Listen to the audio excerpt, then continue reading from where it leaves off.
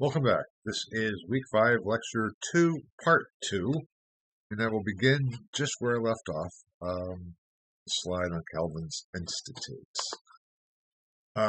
Calvin's Institutes, which I already said, the first edition came out in 1536, has been one of the really influential books in the Western tradition in the history of Christianity as such.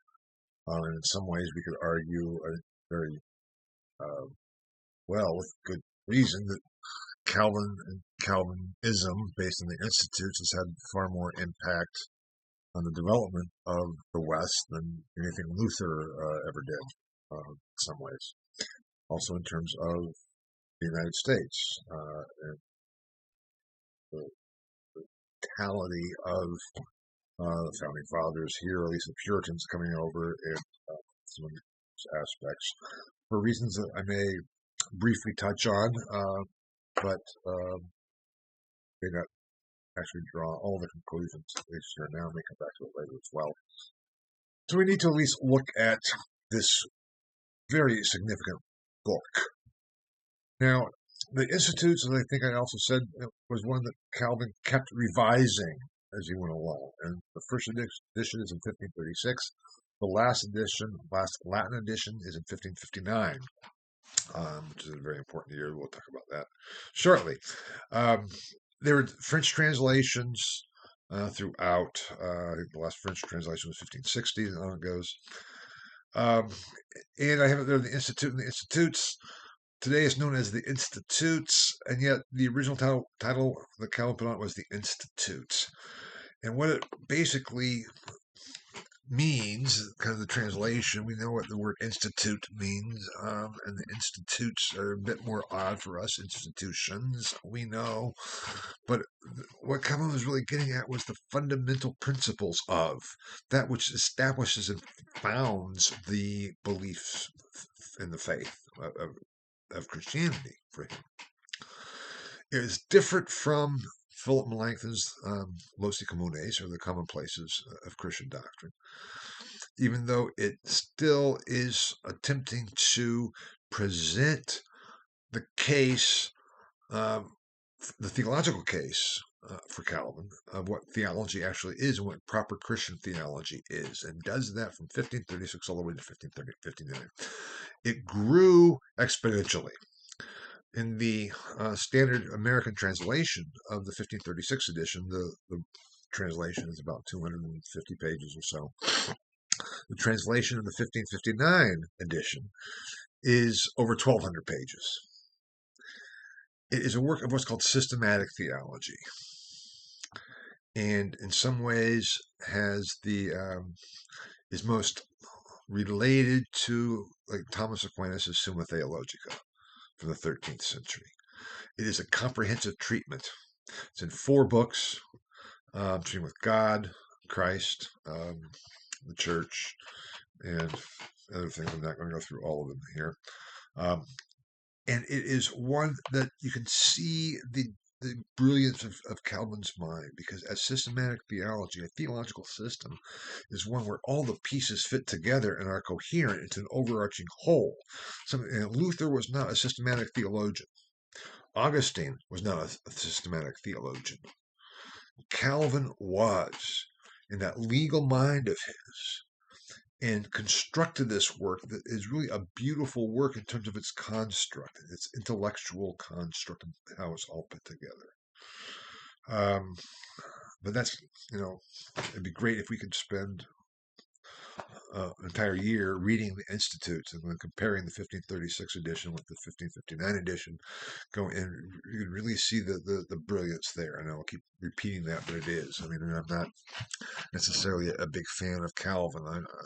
I'm not. But the brilliance of this work is quite something. Anyway.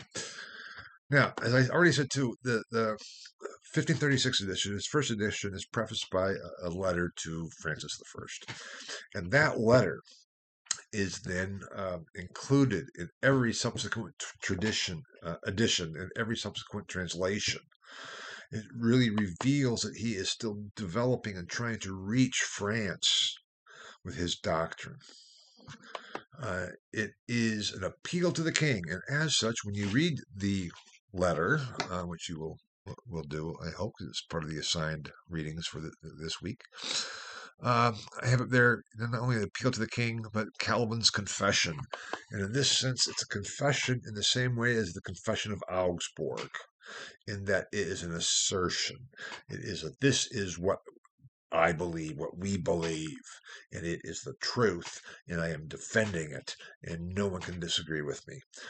The Institutes is then not only or I should say probably as a systematic work, it's also very philosophical, whereby it looks at the structure of God, the majesty of God, which we'll come back to in a moment, and the implications of that based on Scripture for all of Christian life. Now, I am going to talk about some of the key themes that come out of the Institutes and of Calvin's work in general. But I'm not going to talk more about the book itself. That would kind of, again, take us so far and probably give not a clear enough really grasp or understanding of it. And again, I wish I could have assigned it. And it would be fun to take a semester, a year to read it all, 1,200 pages plus. But that's not what this is about. The letter, you'll read his letter, and that is probably long enough. And will give you the sense of what Calvin was about and how he intended it to serve and function, as well as introduce some of the basic points. Now, one of the things that Calvin is insisted upon is that his theology, as he's presenting it in his Institutes, is consistent with the church fathers. He's not going off in a new direction. He is returning to good biblical doctrine that is supported by the church fathers. And he appeals to the fathers over and over again. And if you were to read the Institutes, or even as you're reading his letter to Francis, keep in mind that Calvin never studied theology. This is a construct of a legal mind, a brilliant mind, and that when he's reading Augustine, when he's reading and citing from the fathers, Chrysostomus, Cyprian, Jerome, and so, that was based on his own work, which makes it almost all that more impressive. And his classical scholarship, that humanist aspect, is there in his detail analysis. Now, I have up on the slide too Calvin and Augustine, because Calvin very much believed that he's simply continuing what Augustine said, or Augustine said. He even used the phrase, Augustinus totus noster, that Augustine is entirely ours. He's entirely on our side. And that is important. We could also spend a year studying Augustine, which I would love to do. But the extent to which Calvin was faithful to Augustine is another question. Did he adequately describe some of Augustine's main points? And I think I would say yes, he does, or did, some of them. But then he puts it into context. Now, my point in mentioning this is, Luther, as I talked about, was an Augustinian hermit, and he appealed to Augustine. So when we look at these two major figures, Luther and Calvin, they're both appealing to Augustine as the foundation of their theology. And that is something important to know about the Reformation as such. It's not a movement that said we are going to do something new and different. And when Luther talked about the entire medieval tradition being corrupt, or even when Calvin talked about the corruptness of the medieval theologians and things, they're not talking about the patristic period. And patristic studies, and that's what it's called, patristics, is the study of the church fathers. And there are that term is somewhat problematic. There are four great Latin church fathers: Saint Ambrose, St. Jerome, um, St. Augustine, and then Gregory the Great. St. Gregory the Great are the major four. They had a status from their own time in the fourth and to the fifth centuries, and Gregory the Great into the sixth century, um, beyond as authority beyond anyone else aside from the scriptures. Because if they said it, it's like that is testimony and has authoritative value more than some contemporary theologian or even theologian from 100 years ago or so. They set the mood. And there's other church fathers, the Greek church fathers. I think it's kind of more amorphous in terms of what authors were considered church fathers and what are not. And the study of patristics studies kind of all of them, essentially. So that's kind of as a footnote to that point. What I want to want you to know here is that in Calvin's mind, he is presenting Augustine's theology in a new context, in a new way for Geneva and for France. Now, what does that mean? I have your major themes. And here I'm not going to go through and compare my interpretation of Augustine with my interpretation of Calvin with these major themes. I'm simply going to present, my understanding and my sense of Calvin's basic positions, theological positions. Not so much as the only thing he put forward or has to say. And he has biblical commentaries. We could also go through his biblical commentaries, which are very important for Calvin. But his institutes really present this systematic presentation. So with that, I'm going to pick out, I think 4 points that become the foundation of Calvin's theological system and structure. And we start here with the majesty of God. And for Calvin, that is of immense importance. The majesty of God is difficult to really grasp when you start to think about it. And here I'm saying this is not necessarily how Calvin builds it up, but I'm just trying to make it real for us today. So often, this is my view here, so often God is viewed as a genie. We get in a hard spot or a difficult time. We say, "Oh, help God get me through this," whatever. God is that benevolent grandfather up in heaven, so to speak, who will help us out if we kind of do what we're supposed to be doing. That is not Calvin's view. And he probably felt that view, analogously, was far too prevalent also in his day. That why are you not living the way you should be living, you Genevans? One reason is because you are not taking the majesty of God seriously. This is God, the creator of everything, an omnipotent power and being who actually sees us. That is overwhelming.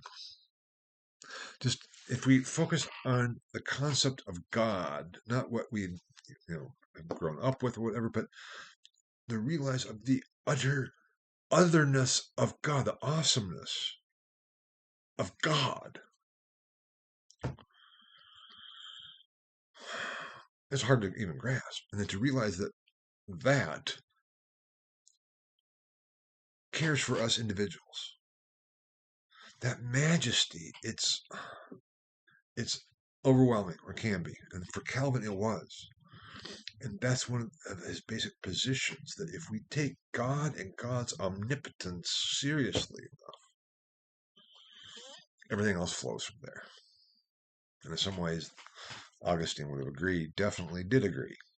But I won't go into all of Augustine's theory. So the majesty of God, that immenseness is huge. Now, it has been said, this is not original with me, that in terms of, and this is just a vignette to get at what I'm talking about here, of the Christian traditional holidays, For Luther, Luther's favorite holiday was Christmas, the incarnation, God coming to us. Calvin's favorite holiday was Easter, the resurrection and ascension, Christ sitting in heaven, in the terms of the majesty and glory of the risen Christ. That gets at a lot of the differences between Luther and Calvin. Luther had that sense of, God comes to us where we are, even in our most vulnerable, most open and vile and disgusting times. Whereas Calvin, it's, that majesty of God is overpowering. Now, that's just a little vignette. But that is the context, the majesty of God. We need to understand Calvin's view of predestination. And I think I addressed predestination a bit with Luther.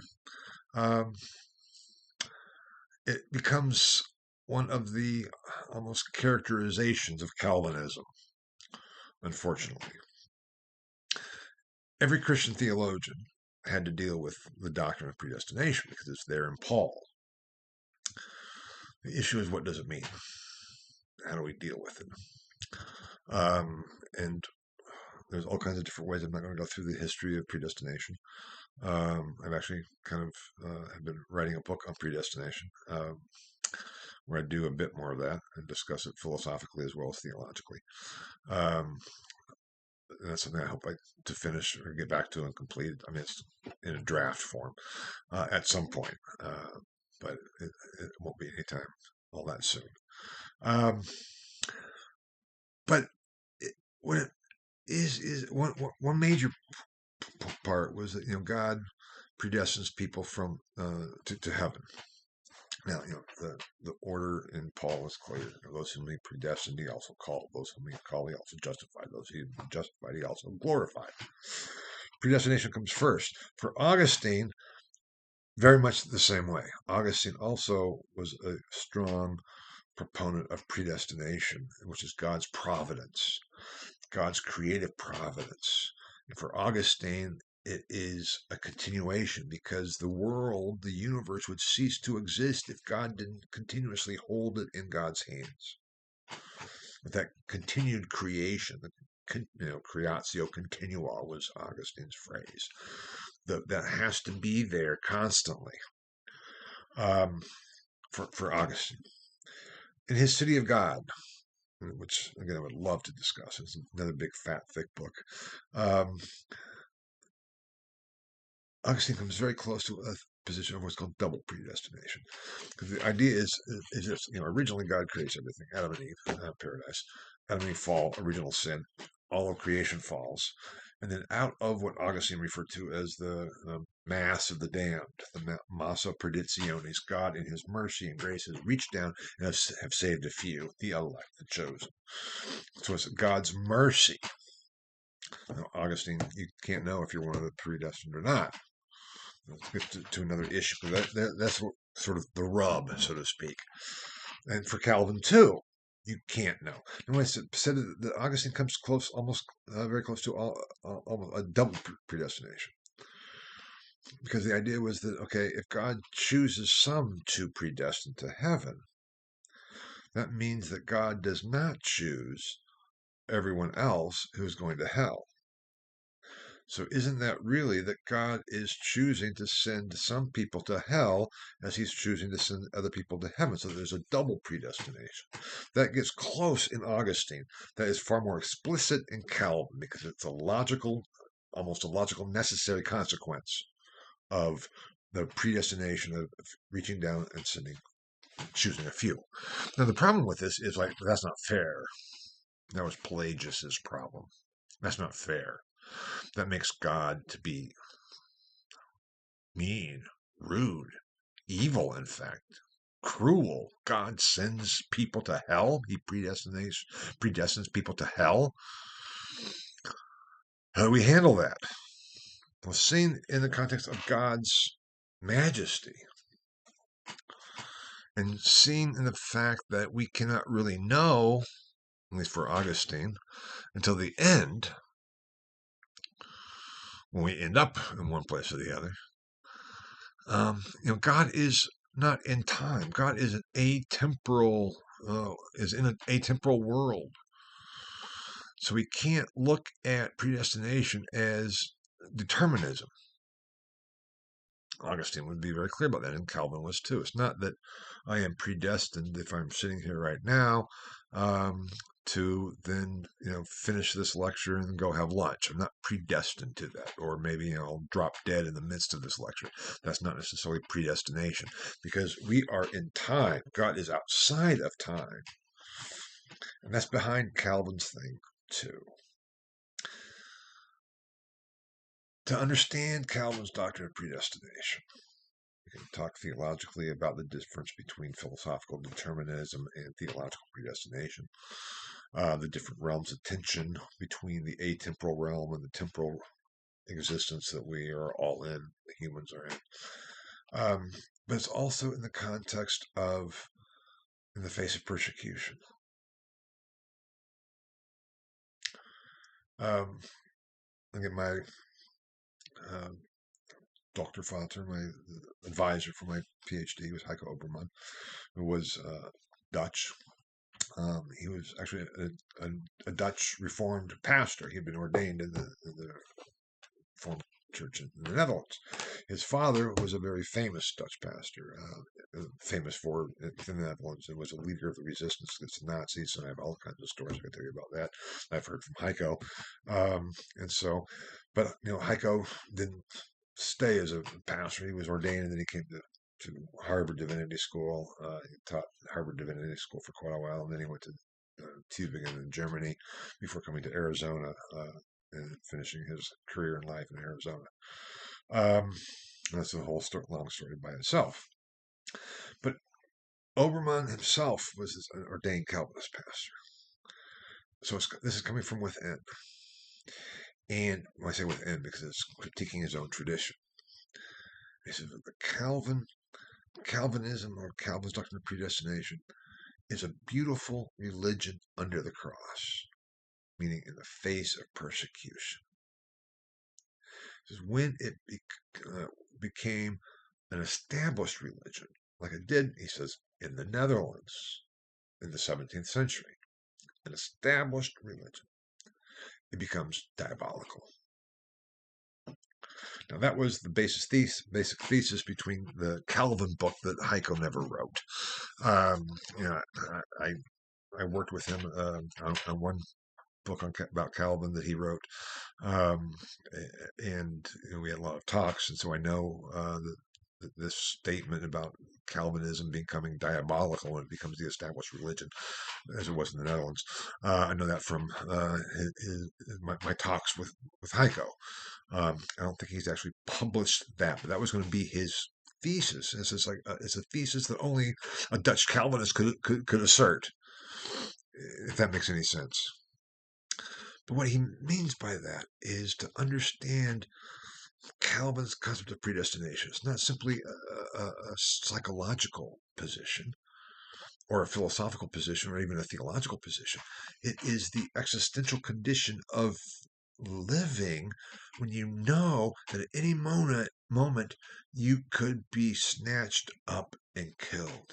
It is that sense of that Antoine Fumet, who was writing to rebuke Calvin for writing against the Nicodemus. It is that approach of knowing that everything is in God's hands. Everything is in God's hands. Even that which we experience as quote unquote evil. And this brings up another issue. Going back to the 14th century theologians that I study and have studied, William of Ockham and everything, a faction of medieval theology. Once we take God's majesty seriously and God's omnipotence, so the question is, if God's God, how can bad things happen to people who love and fear God? How is that possible? Isn't God cruel? And I would argue, from our perspective, yes, God is cruel. But in the 14th century, we have theologians saying that, no, God's not cruel. God is not good. Good is a human category. But God is the definition of the good. So whatever God does is good, even if that contradicts our understanding and sense of it. We should not limit God to our own understanding. Now, I don't want to go off too much on that, and that's somewhat another issue. But that is kind of what's behind Calvin's view of not only the majesty of God, but completely associated with that, almost kind of part and parcel of that, is predestination. Because under the cross, when you're facing, how do you get through it? If you are going to get through it, is knowing that you are in God's hands and that God is in control. It is not a doctrine for Calvin that is intended to say you should be predestined, and you're not acting as though you are. That's what it became with Calvinism, and here I will touch on this, because just as there are marks of the church for Calvin, the idea was, how do I know if I'm one of the predestined? And there are marks of it. And the idea started to develop like this. Well, we know that God is good.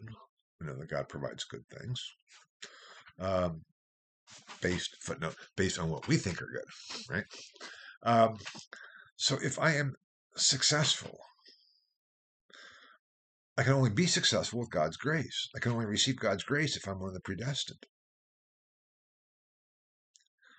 What does success mean? If I'm wealthy, the more money I make, the more successful I become. Therefore, I must be one of the predestined. Because if you're poor and homeless, God's not shining his grace on you. God's not giving you good gifts. The whole view of predestination within Calvinism was explicitly counter to everything Calvin stood for, and became the basis for what's called the Protestant work ethic and for the prosperity gospel. The idea that if you're not sure about being predestined, you need to work hard, because the harder you work means the more successful you'll be, and the more successful you are is evidence of your predestination. So that if you aren't successful, that is a moral failure on your part. That kind of sense of, hard work, cleanliness is next to godliness, and all these things. That idea of we have to work out and earn our predestination.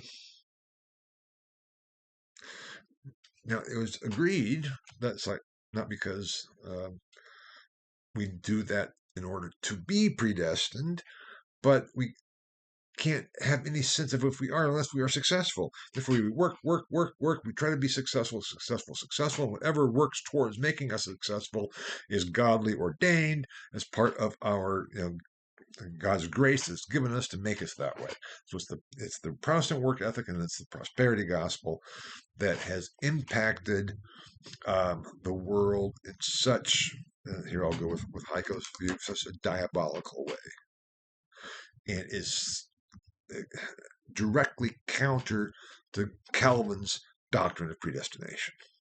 But that's what his doctrine of predestination became within Calvinism as we go on into the 16th century, 17th, 18th, 19th, 20th, and 21st centuries.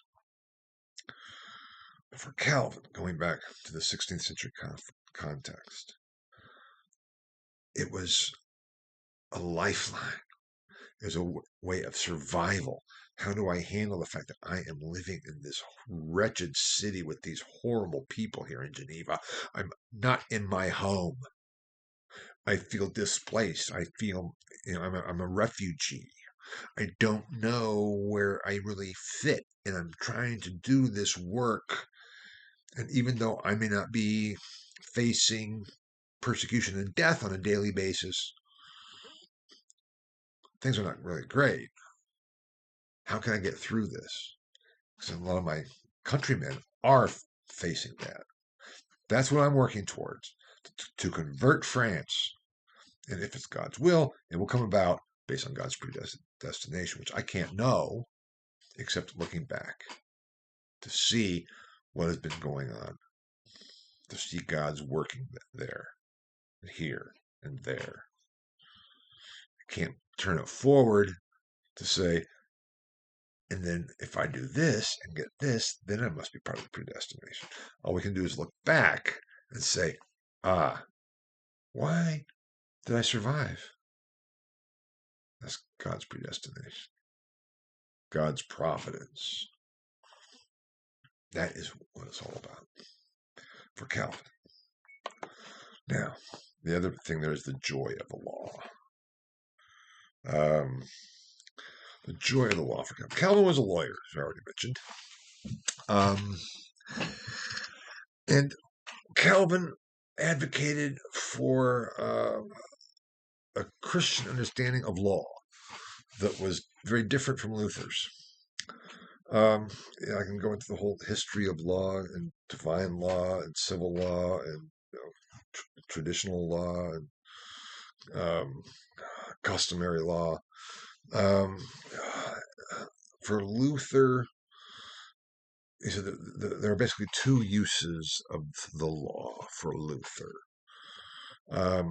There is the first use is the civil use. Law, we need laws to keep society going.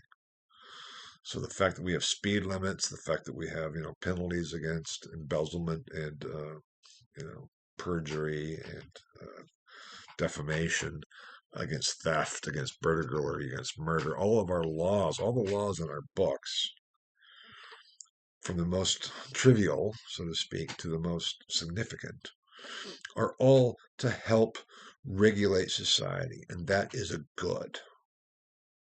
Now, Luther and Calvin would too, because Calvin also accepts the civil use of the law, the first use of the law. It goes back to Augustine's position that there would not be government if there had not been the fall, an original sin. Because in paradise, we didn't need government, we didn't need law. We didn't even need, the Ten Commandments in paradise. It was only afterwards that we needed some understanding. Now, that understanding of the Ten Commandments, the law, the Jewish law, was God's revelation to his chosen people for how should they live. And it was pretty detailed. It was not just the Ten Commandments, but all the purity laws and the kosher laws. These were laws that God gave to his people. Now, for Luther, that was problematic because we cannot fulfill the law, especially with Jesus' intensification of the law, as seen in the Sermon on the Mount. When Jesus says, if you envy your brother, you may have read, "Thou shalt not kill," but if you hate your brother, you've already committed murder in your heart. If you should not commit adultery, covet your neighbor's wife or something.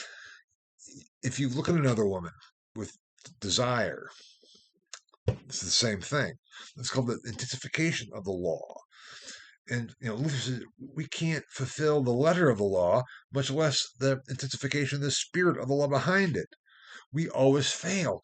That is why Jesus came, to save us from the curse of the law. Because if we are supposed to fulfill the law, then we would be perfect, because we would be perfectly fulfilling God's revealed plan for us and how we should live. We can't do that. What the law does is to point to that fact, to point to the fact that we are sinful creatures and we need God's grace. That's the condemnation of the law, the condemnatory theological use of the law. That's for Luther with those two. And Luther contrasted the law and the gospel. Because what is the gospel? The gospel is passive righteousness. It's not by fulfilling the law. It's not about what we do that we are justified and therefore saved. It is purely by God's grace, by God's predestination, that we are saved. is a work of God, not a work of us.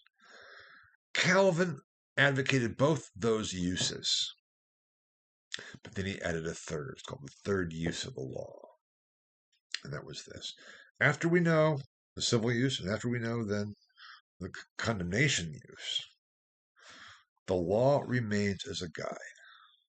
It has nothing to do with salvation, but it is how do we live a godly life. We do that by following the law, because if we don't have that law, what do we do? How do we live? What are we supposed to do? What do you want us to do, God? How are we to live? That is this positive sense of the joy of the law. For Luther, the law is this burdensome, oh my God, not the civil law, but the theological use of the law. It's the condemnation. You are not good enough. You are not making it. You are not doing enough. You fail. Luther did talk about later in some of his works about the law of love. So we could say, well, is there a third use of the law in Luther? If we talk about the lex caritatis, his term, the law of love, we can make that case. But he says, that's how we do. We should love. Calvin will come along and say, yeah, but what does that mean? What does it mean to love somebody? What does it mean to love our neighbor? The law gives us a guide. And thank God for that, because otherwise we'd be wallowing around not knowing how to live a Christian life. The law offers that.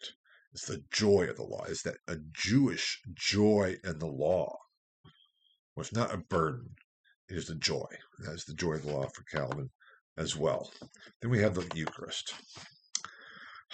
I've referred to this before. I think I maybe said that Calvin had a very unique interest. Because the question is, what happens at communion? What happens at Mass? I mean, Luther still referred to the Mass. Calvin doesn't refer to Mass as worship.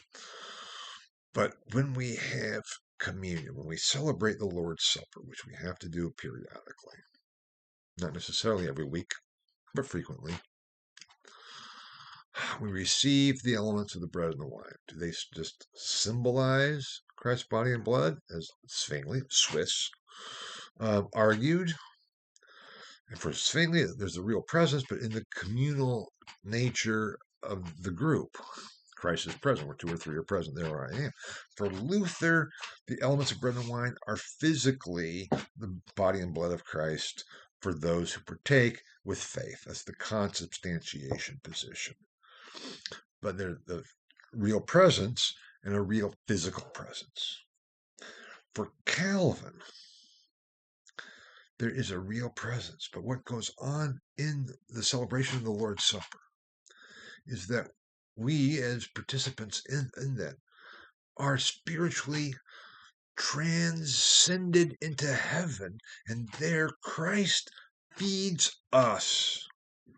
We sit at the table of the Lamb in heaven, spiritually, when we partake of communion here and now.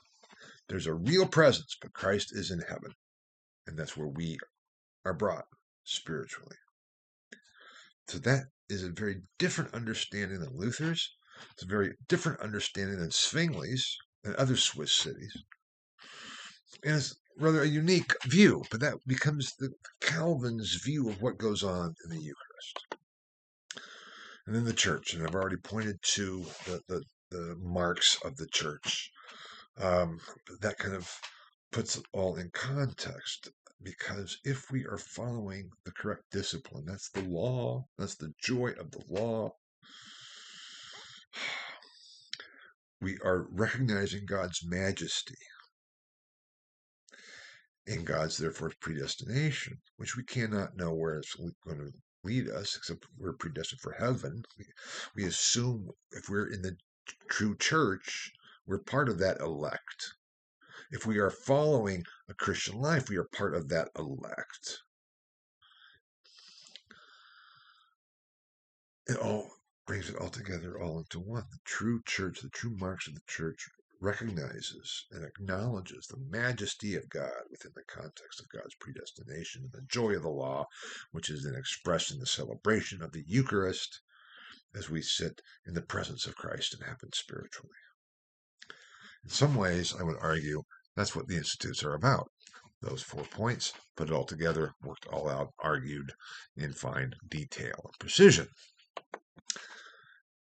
It helps us understand Calvin, and we begin to see how Calvinism becomes a perversion of Calvin, with that sense of the law being not this expression of gratitude for God giving us a guide, but rather as the means by which we should live in order to become predestined if we work hard enough to receive God's grace.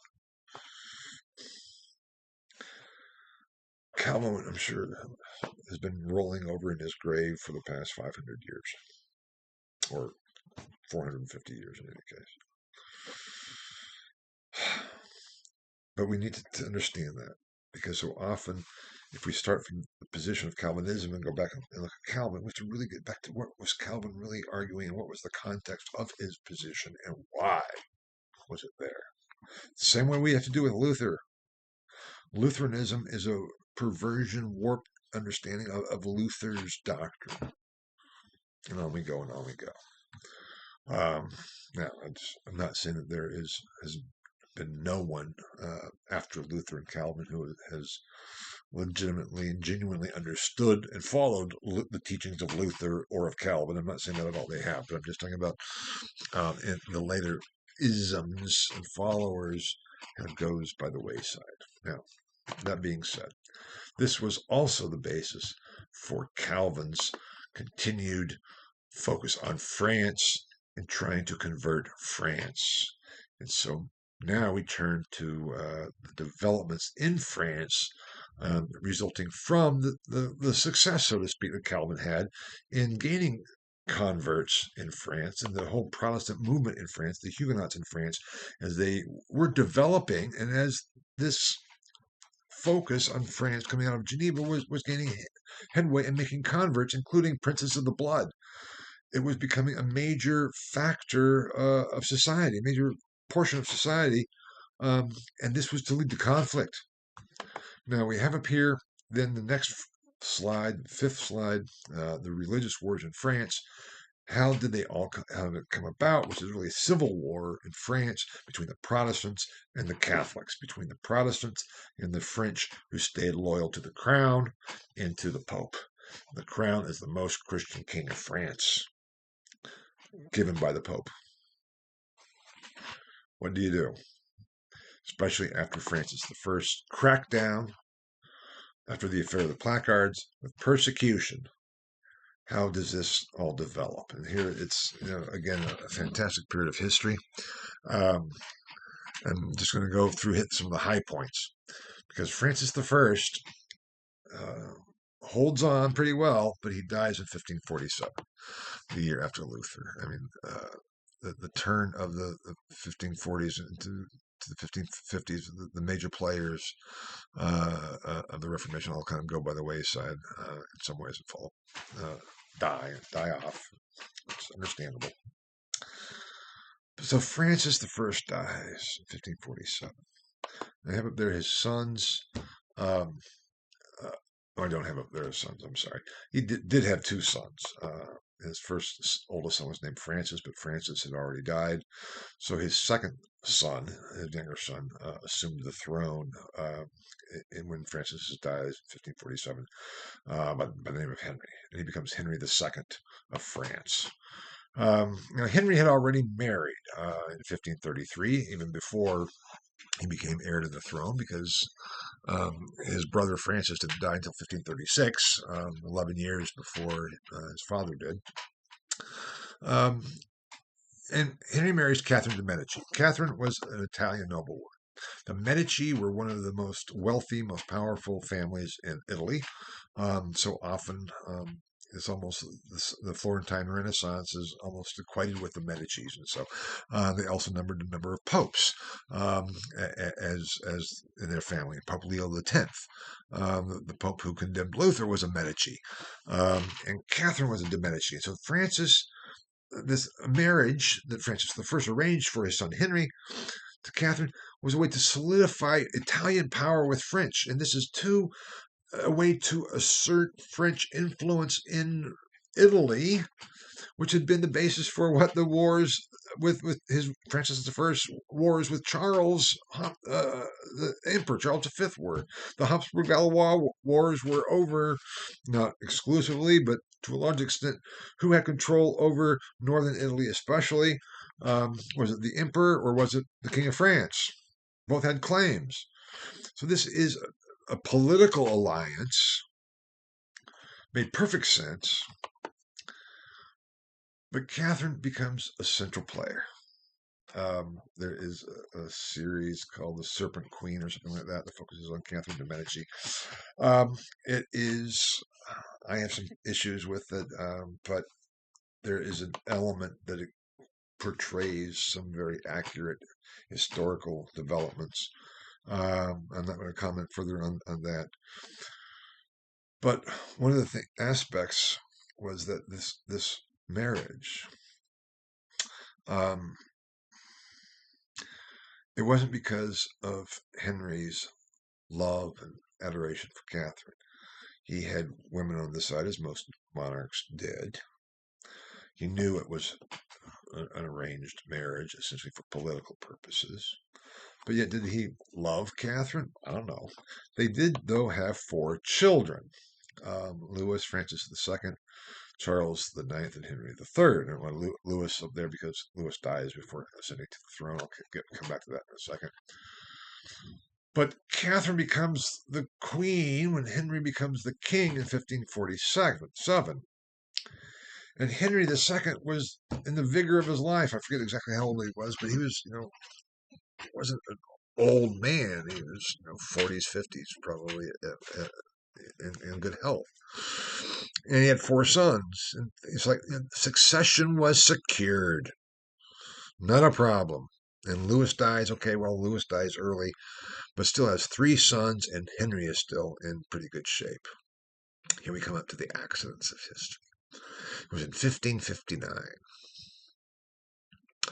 A treaty with called the Treaty of Cateau-Cambrésis was established to kind of end the Habsburg-Valois Wars, which had kind of continued a bit after Francis I died. And this is, of course, after the Peace of Augsburg, after Charles abdicates. But it's like, okay, we'll settle this score. And there was a tournament, a celebratory, festive tournament. And Henry II said, damn it, I'm going to joust. Of course I'm going to joust. This is a great opportunity for me to show my manliness and everything. Supposedly he was going to joust and wear the flower for his mistress. Not for Catherine, but for his mistress. Now he's in full armor, right? And he's jousting. I don't know whom he was jousting, but one of the nobles. And the noble knows he's jousting the king, right? So, number one, you can't just not do anything. So you have to give the king the sense that you're actually trying. But you can't try too hard. But what happens was they're going along, and they clash lances. Now, Henry is in full, armor. But what's not in armor? This part of his helmet. And when they clashed lances, a splintered shard broke off one of the lances and went right through Henry's eyes. And he dies. Oops. Henry II is dead. Maybe divine retribution for all his lack of moral integrity. But anyway, Catherine then is queen, and Francis II is not all that old. And the problem is, he dies the next year. And Charles IX, then in 1560, assumes the throne, and he's like 9 or 10 years old. So Catherine becomes actually the queen mother and is the ruler of France until Charles IX can reach his majority, which that would come pretty soon. Um, you have to be in your early to mid-teens before you could accept your majority, but still, he's still a kid, even by the 16th century standards. And Catherine is trying to figure out what's going on in France. The Treaty of Cateau-Cambrésis has settled that problem, but yet we have all these Huguenots running around. What do we do about it? What do we do about it? Because it could not be ignored any longer, especially when princes of the blood are openly now Protestant. What do we do? She says, well, what we should do is have a talk about it. And so calls together the Colloquy of Poissy. Says, we can get Calvin to come, and we'll get our theologians to come, and then we'll see if we can work out a compromise here. A way to, a modus vivendi where we can live together and agree on a common path forward. Well, Calvin wasn't going to come. He's, old, but his right-hand man, Theodore Beza, and his successor, Theodore Beza, went to Poissy. And there they worked out a compromise. They said, okay, we're not going to be any longer really actively persecuting or seeking out Protestants, you Huguenots. I mean, after all, you have the support of some of the princes of the blood. But we don't want to hear much about you. So as long as we don't kind of see you or hear you, we're not going to actively persecute you or punish you. So as long as you don't, start waving your flag too much, you can stay and worship as you've been doing. And in this kind of the southwest of France or the northwestern La Rochelle, there were places that were strongholds of French Protestants, of Huguenots, princes of the blood as well. So that was this compromise that no one was really happy. And there was the Huguenot faction, but there also then a very strong dedicated Catholic faction led by the nobles and also princes of the blood, the Guise, the Duc de Guise. And the Guise were trying to influence Charles IX. And Catherine was trying to rule things. And it was a real kind of mess. And the Guise were not all that happy with a compromise solution. And that then led to what's called the Massacre of Vassy in March of 1562, because supposedly what was going on was that the Duke de Guise, was out hunting and traveling back to Paris. He went through the little village of Vassy. And in the country just outside of Vassy, in a barn, there was a group of Huguenots worshiping, singing psalms in French. And the Duke stops and says, that good Catholics don't sing psalms in French in a barn. These are Huguenots. They're not supposed to be seen or heard. He goes in and slaughters them all. The Protestants, the Huguenots, are outraged. The princes of the blood, who were not there at Vassy, this goes against the agreement at Poissy, and no, it doesn't. I mean, he's pushing his case, right? And this led to what's called the First War of Religion, of a number of 4 or 5 different outbreaks. And it's from 1562 to 1563. Ends in, again, rapprochement, no settlement is there. And then we have to kind of figure out what's going on. And the Guise are scheming with Charles IX, and Catherine is still trying to keep peace and balance everything together. And they came up with a plan. One plan was, we have these nobles, these Huguenot nobles, princes of the blood, particularly Anthony of Bourbon, and Coligny, another one. And then we had this Henry of Navarre, King of Navarre. He was, I forget exactly how he was related to Anthony of Bourbon, but he was third in line for behind Anthony after the Valois.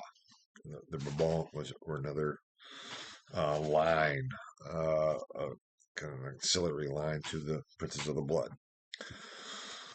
Henry of Navarre was one of the princes of the blood who was a Huguenot, one of the leaders of the Huguenots.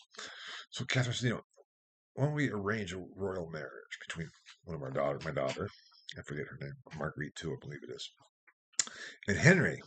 That will bring them together. That will help solve the problem.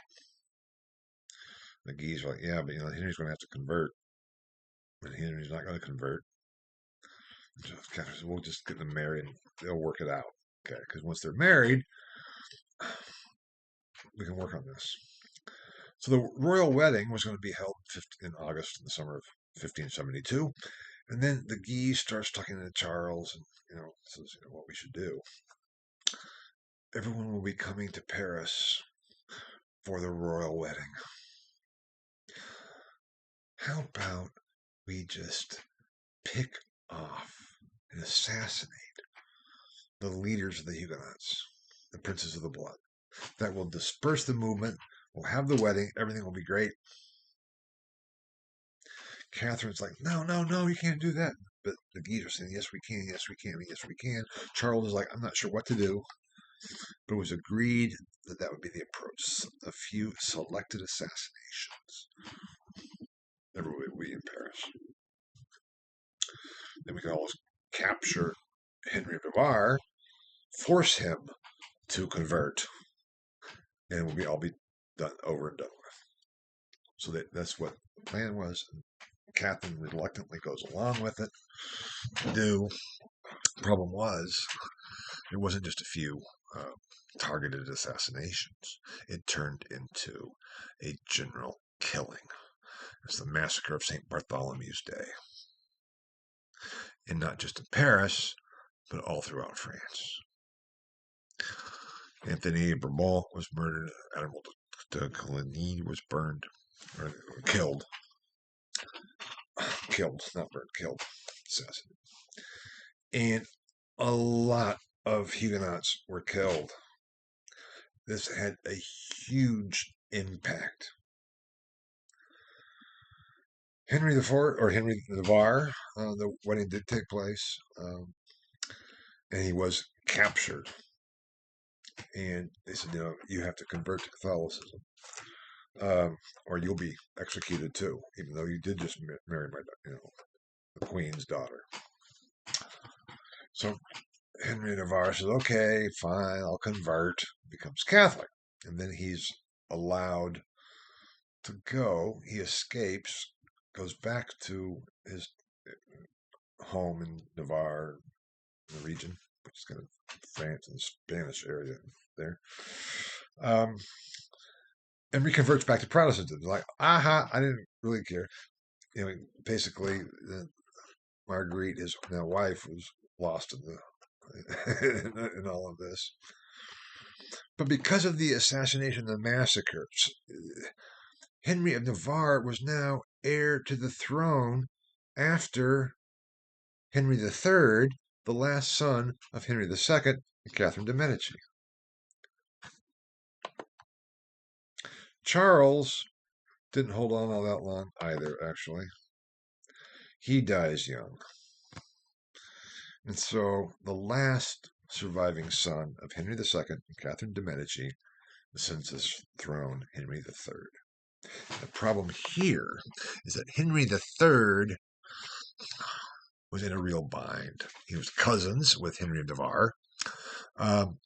Henry, the Duke of Guise, and actually it was a war known as the War of the Three Henrys: Henry, Duke of Guise, and Henry III, and Henry of Navarre. Henry III was not a hardcore member of the Catholic League, what had become known as the Catholic League. He was cousins with Henry of Navarre, knew him fairly well. But the problem was that it was pretty clear that Henry III was not going to produce an heir. He liked poodles too much, supposedly.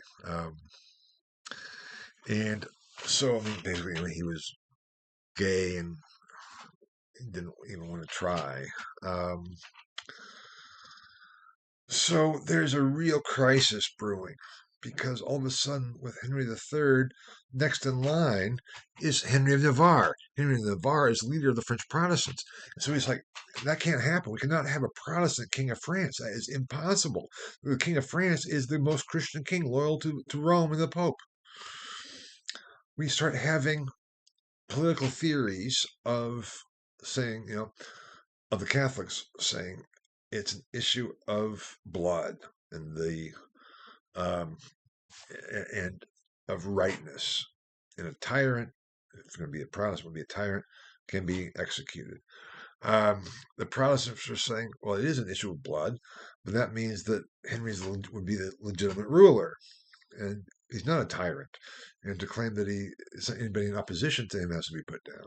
So all these different political arguings to support their own parties. Now, again, to make a long story short, this is the political mind of Henry III. What does he do? He's, at one point he named Henry of Navarre his successor, which was the right thing to do, but yet he wasn't really all that thrilled with Henry, Duke of Guise. I said there was the War of the Three Henrys, where they were fighting all each other. Henry III then dies in 1589, and Henry of Navarre is heir to the throne. What do we do? How do we end this mess? And here, this is in the last slide here in the fourth of the Edict of Nantes, because Henry of Navarre was to become the Henry IV of France.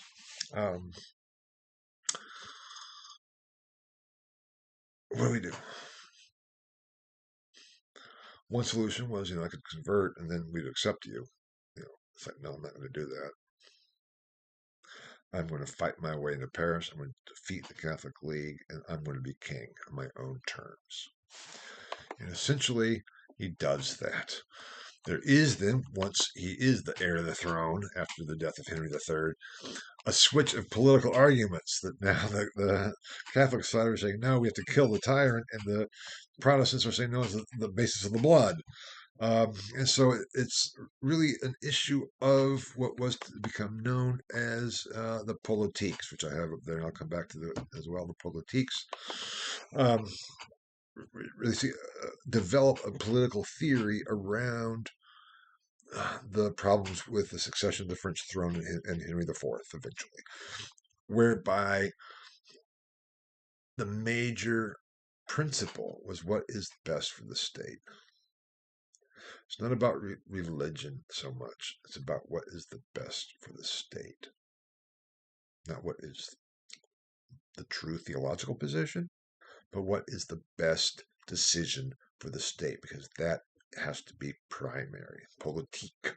You may have heard the term, realpolitik, which is kind of a later term, but that kind of the state is going to take precedence.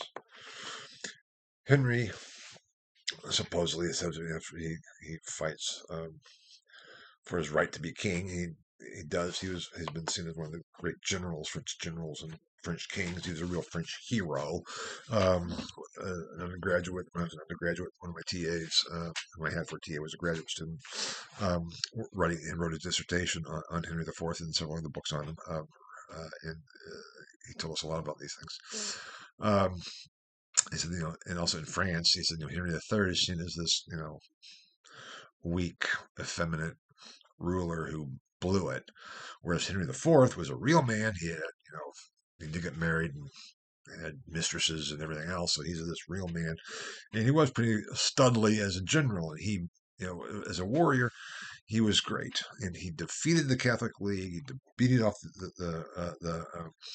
the Guise. Supposedly, he said, Paris is worth a mass in 1594. But what he did, according to my was he won militarily. He won.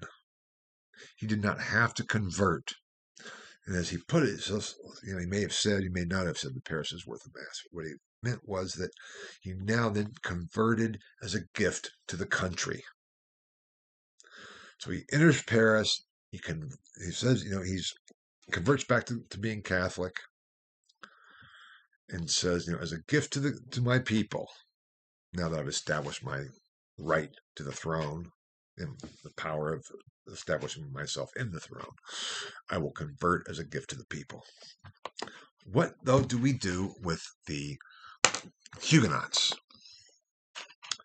And that's when Henry said, I'll take care of things. And in 1598 issued the Edict of Nantes. The Edict of Nantes granted the Huguenots in France the right to freely worship, the right to freely congregate in their territories and areas, and pronounced no persecution. They just could not proselytize in Paris, meaning in or around the immediate area around Paris. They could not, practice their Protestantism there, but anywhere else in France, they could. They had, established strongholds. Again, La Rochelle was the major one, and that would be the solution, granting toleration in this sense to the Huguenots, who were French Calvinists. Similarly, with the Peace of Augsburg of 40 years previous, not to the extent that you could not be a Catholic in the Huguenot territory or a Huguenot in a Catholic territory. It wasn't that. It was more open. There were not to be persecutions any longer. It solved the religious problem. And Henry IV solved the political problem by being a very strong monarch and having converted back to Catholicism. So France as a whole stayed Catholic. I have up there the last entry, Problems on the Horizon,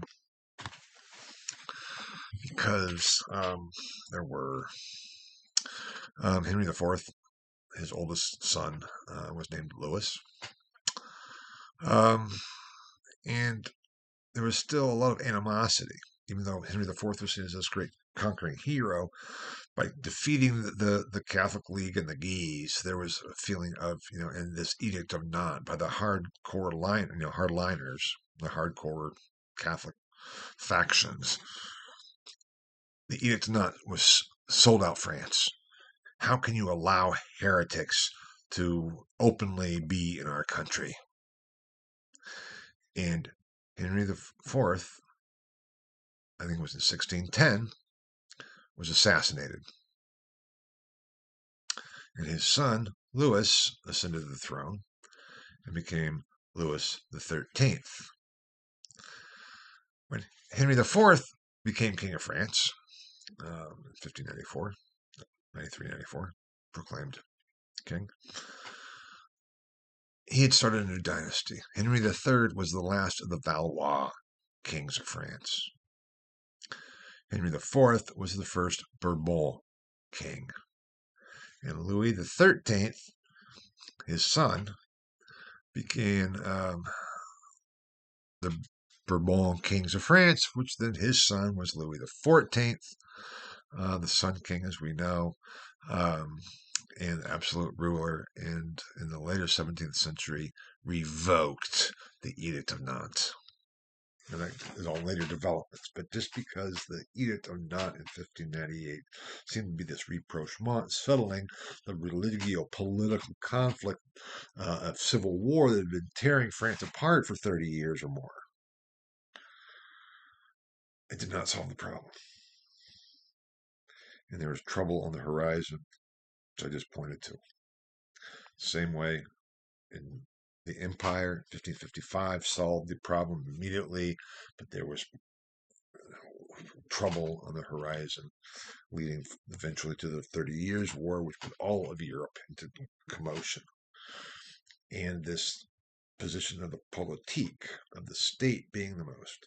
By the end of the 30 Years' War in 1648, with the Peace of Westphalia, the concept of killing for theological beliefs had gone by the wayside. And the concept that the state should have primacy, what was good for the state.